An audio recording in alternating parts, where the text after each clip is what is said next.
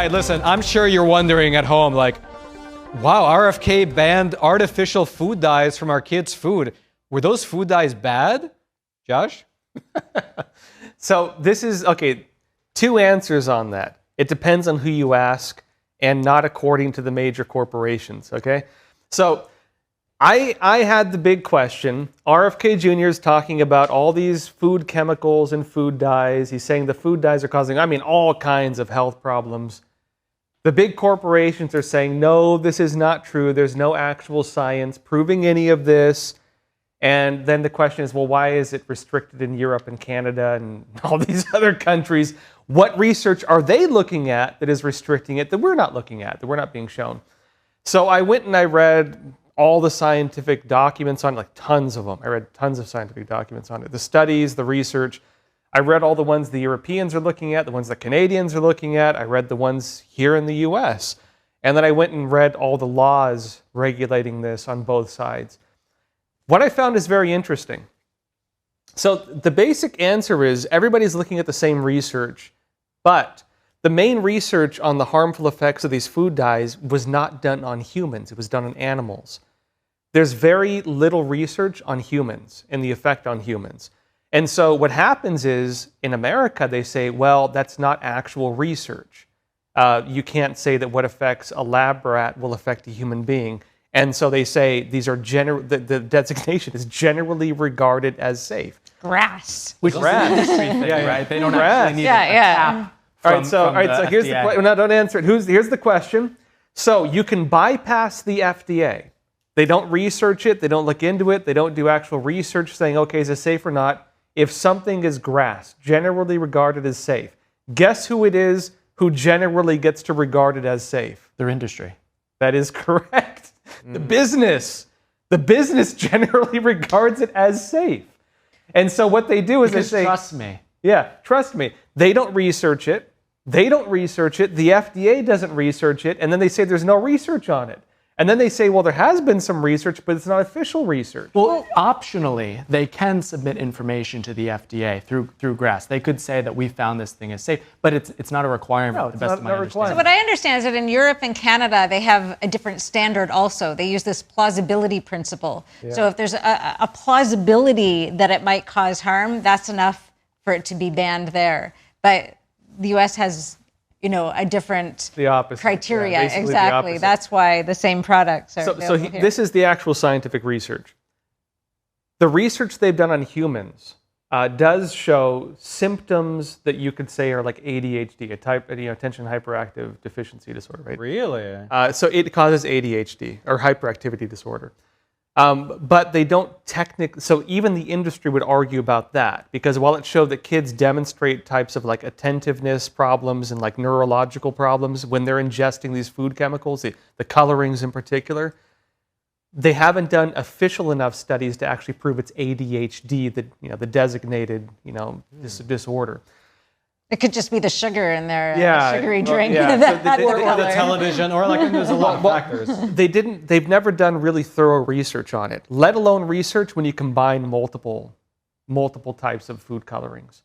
So it's just over lots and lots of research. Is that because of ethics, or what is the reason behind that? It would be unethical to expose a population to incomplete research. But they're already being exposed to it. So you take a group of kids, what are you going to do? You're going to take some Amish people who don't have the television, and you're going to expose them to it? You could take a kid.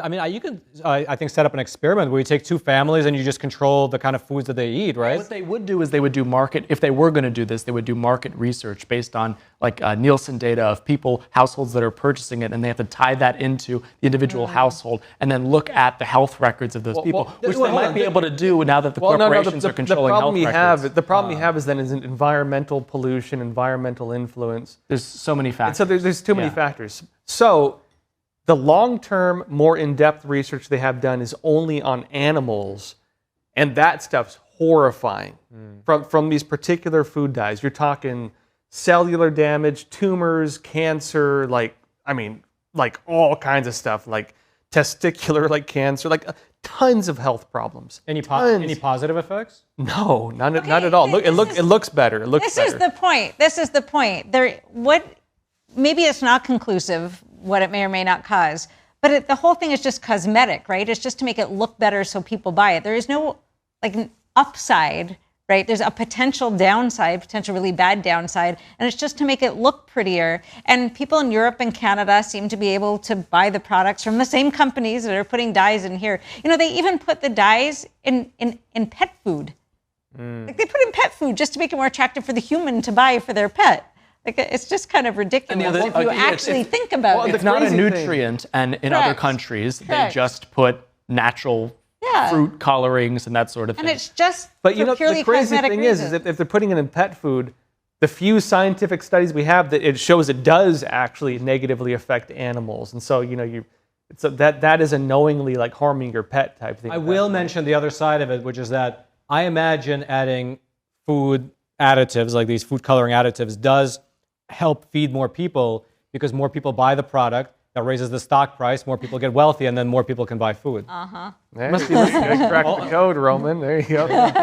Well, American capitalism in 2025, baby. Although to be accurate, there are people who say actually that there's two sides to it. The ultra processed food problem. Is this a good thing or a bad thing?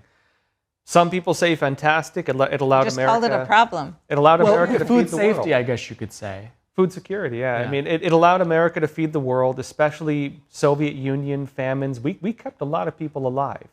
There are other people who say that over time, it's no longer been necessary. And it created a type of dependence, additional health problems, and it's actually not good for them because they're not really producing their own food like they used to, and dependency is not helping anybody.